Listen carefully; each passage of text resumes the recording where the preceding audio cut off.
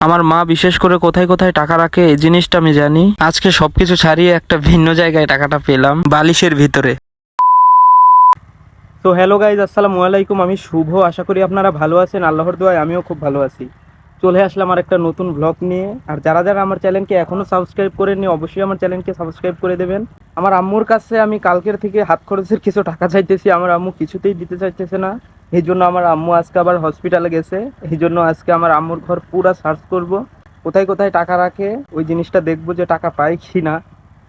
আমার সঙ্গে থাকুন। A few moments later. আমার আম্মুর জ্বর আনছে বলে হসপিটালে গেছে, আর এই সুযোগ আমি কাজে লাগাইতেছি।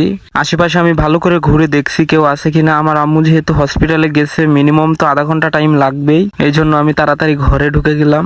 আমি আবার চারিদিকে ঘুরে ঘুরে দেখতেছি যে আম্মু কোন জিনিসটার ভিতরে টাকাটা রাখতে পারে। তবে আমার আম্মু তিনটা জিনিসের ভিতরে সবচাইতে বেশি টাকা রাখে। প্রথমত হলো বিছানার চাদরের নিচে, আর দ্বিতীয়ত হলো বাক্সর চাদরের নিচে, আর না হয় পার্সের ভিতরে। এখন আমার আম্মুও চালাক হয়ে গেছে, সচরাচর জানে যে আমি টাকা নিই ওইখান থেকে, এই জন্য আর ওই জায়গায় রাখে না। এই জন্য আমি আবার ভিন্ন জায়গায় খুঁজতেছি। এই দেখুন যে শপিং ব্যাগটা নিয়েছি, এর ভিতরে ঔষধ, আমি মনে করছি এর ভিতরে টাকা থাকতে পারে, তো এর মধ্যে পেলাম না। তারপর খুঁজলাম বাক্সের চাদরের নিচে, কিন্তু দুর্ভাগ্য আমার এখানেও পেলাম না। তারপর ওইটা ঠিকঠাক করে চলে গেলাম চৌকির চাদরের নিচে, দেখি এখানে রাখছে কি। এই জায়গায় রাখার সম্ভাবনা সবচাইতে বেশি, তবে দুর্ভাগ্যক্রমে এইখানেও পেলাম না। তবে এখানে আমার আম্মু টাকা রাখার পার্টসটা আমি দেখতে পেয়েছি। এই জন্য আমি তো খুবই আনন্দিত হয়ে গেছি যে এর ভিতরে হয়তো বা টাকা থাকবে। এই জন্য খুশি খুশি মনে পাঁচটা ভালো করে দেখতেছি, কিন্তু না, এর ভিতরে আমার আম্মুর আইডি কার্ড তা সহ অনেক গুরুত্বপূর্ণ কাগজ রয়েছে, কিন্তু এর ভিতরে কোনো টাকা নেই। এবার আমার মনে হচ্ছে হয়তো বা টাকা নেই, আম্মু ঠিকই বলেছে যে টাকা নেই। তারপরও আমি আশা ছাড়ছি না। তারপর আমি আবার বালিশ কম্বলের নিচে আবার ভালো করে দেখলাম যে ওইখানে টাকা রাখছে কি। আম্মু যেহেতু চালাক হয়ে গেছে, এই জন্য ওইদিকেও টাকা রাখতে পারে। এই জন্য আমি আবার তন্ন তন্ন করে ওখানে খুঁজলাম, কিন্তু ওইখানেও পেলাম না। এবার আমার মনে হচ্ছে টাকা নেই, আমার চলে যাওয়া উচিত। তবে লাস্টবারের মতন একটা জায়গায় ভালো করে দেখি যে যদি টাকা পায় ওইখানে।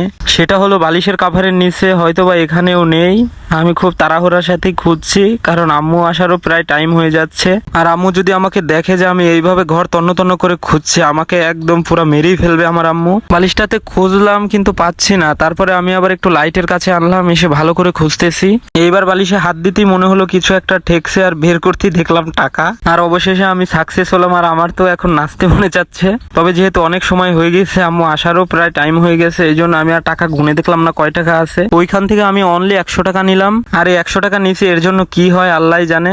যাই হোক, সেটা পরে দেখা যাবে। 100 টাকা পাইছি, এইটা দিয়ে আমার হয়তোবা 2 দিন চলে যাবে। তবে আমার আম্মু কয়দিন আগে একটা ছাগলের বাচ্চা বিক্রি করছিল, হয়তোবা ওই বাচ্চা বিক্রি করারই এটা টাকা হবে। আমার আম্মু এই টাকার জন্য আমাকে কিছু বলে নাকি, এটা আমি আবার পরবর্তী ভ্লগে আপনাদের দেখাবো। তাই জন্য আমার চ্যানেলকে অবশ্যই সাবস্ক্রাইব করে পাশে থাকা বেল আইকনটি বাজিয়ে দিন। আল্লাহ হাফেজ।